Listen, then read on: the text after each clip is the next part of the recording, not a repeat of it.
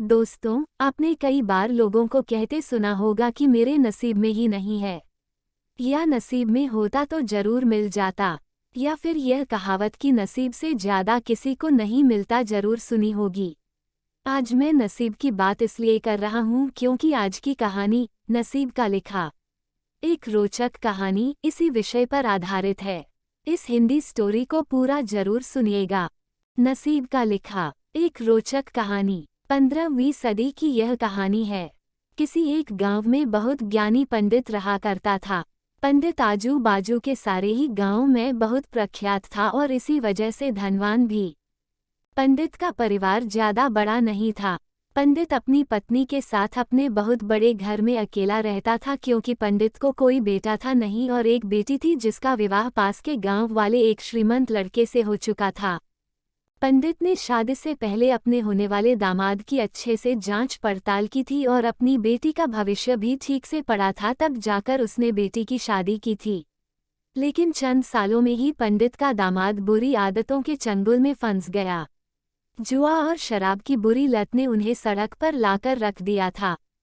अपने बेटी की ऐसी दुर्दशा देखकर पंडित की पत्नी काफी दुखी होती थी और अक्सर पंडित को कहा करती थी, तुम जाकर उनकी मदद कराओ। पंडित हमेशा अपनी बीवी को ये कहकर उनकी मदद करने के लिए मना कर देता था कि अभी कुछ समय तक उनका बुरा वक्त चलना है। हम चाहे कितनी ही कोशिश कर ले, जो उनके नसीब में नहीं है वो उन्हें नहीं मिल पाएगा। पंडित की ऐसी बातों से उसकी पत्नी काफी दुखी हो जाया करती थी और मन ही मन सोचती थी कि कैसा स्वार्थी पिता है, अपनी बेटी को इतने कष्टों में देखकर भी उसकी मदद करने के लिए मना करता है। आखिर भगवान ने जो इतना सारा धन धान्य दिया है उसका क्या करेंगे। हमें कोई और औलाद भी तो है नहीं, ले देकर एक यही बेटी है और उसके लिए भी कुछ नहीं करेंगे तो किसके लिए करेंगे। पंडित ऐसा नहीं सोचता था।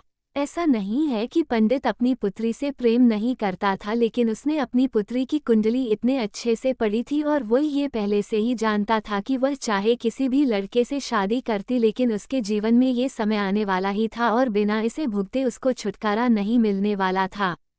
एक दिन खाने पीने के लिए भी मोहताज हो चुके पंडित के बेटी और दामाद उसके घर पर आए। पंडित ने और उसकी बीवी ने दोनों का खूब आदर सत्कार किया और खूब अच्छा खाना खिलाया।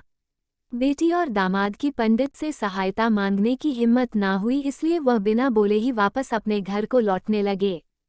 लेकिन माँ तो माँ होती है, पंडिताइन से रहा नहीं गया और बिना पंडित की इजाजत के उसने चोरी छुपे बूंदी के लड्डू बनाकर उसमें सोने के सिक्के रख दिए और बेटी और दामाद को दे दिए ताकि बेटी और दामाद की कुछ आर्थिक सहायता हो सके। पंडिताइन ये भी जान गई थी कि बेटी और दामाद शर्म के मारे उनसे मदद नहीं मांग रहे थे, इसलिए उसने बेटी और दामाद को भी लड्डुओं में छिपे सिक्कों के बारे में कुछ नहीं बताया। जाहिर सी बात है कि जब वो लोग घर पर जाकर लड्डू खाएंगे तो उन्हें उसमें सोने के सिक्के मिल जाएंगे, इस तरह बिना उनके मांगे ही उन तक मदद पहुंच जाएगी। सोचकर पंडिताइन मन ही मन अपने बेटी की मदद करने के लिए खुश होने लगी। पंडित के दामाद और बेटी उन दोनों का आशीर्वाद लेकर अपने घर के तरफ रवाना हो गए। उन दिनों गाड़ियां तो होती नहीं थी, घोड़ा गाड़ी या बैल गाड़ियां चलती थी। पैसे न होते तो और चीजों की लेन देन से भी व्यवहार होता था। बेटी और दामाद का गांव पंडित के घर से कोसों दूर था, फिर भी पैसों की कमी के चलते वह चलकर अपने गांव की तरफ निकल पड़े। थोड़ी दूर ही चले थे कि पंडित की बेटी के पैर में मोच आ गई और अब उसको चलना भी मुश्किल हो गया। पंडित के दामाद ने जब देखा कि उसकी बीवी अब बिल्कुल चलने में सक्षम नहीं है तो उसने एक टांगा अपने घर तक किराए पर ले लिया।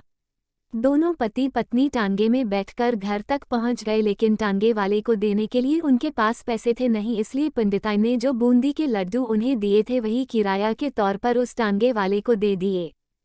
टांगे वाला बूंदी के लड्डू को लेकर वहां से चला गया। टांगे वाला अपने घर की तरफ जा रहा था, तब उसे एक हलवाई की दुकान दिखी।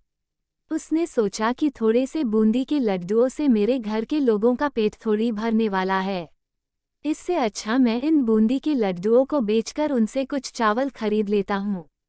टांगे वाले ने बूंदी के लड्डू हलवाई को बेच दिए।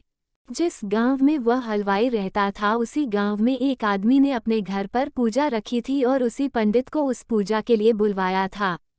पूजा में लगने वाले प्रसाद के लिए उस आदमी ने उसी हलवाई से बूंदी के लड्डू लिए जहां पर उस टांगे वाले ने बेचे थे। हलवाई ने भी उस आदमी को टांगे वाले से खरीदे हुए लड्डू ही पहले दिए ताकि वो खराब ना हो जाए, क्योंकि वह नहीं जानता था ये लड्डू कब बने हैं। पूजा खत्म होने पर दक्षिणा और बूंदी के लड्डू लेकर जब पंडित अपने घर आया और खाना खाने बैठा तो प्रसाद में लाए बूंदी के लड्डू खाते वक्त लड्डू से सोने का सिक्का निकला। इस घटना को देखकर पंडिताइन की आंखों से आंसू बहने लगे।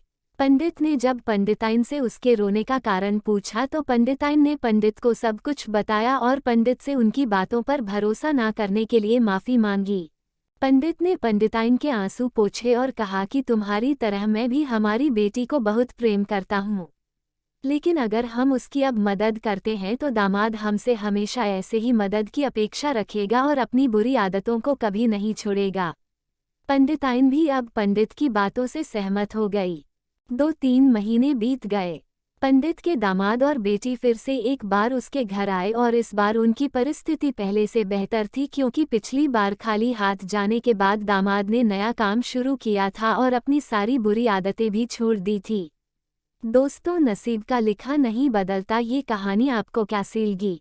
क्या आप भी नसीब पर भरोसा रखते हैं या फिर आप उन लोगों में से हैं जो अपना नसीब खुद अपने हाथों से लिखना चाहते हैं?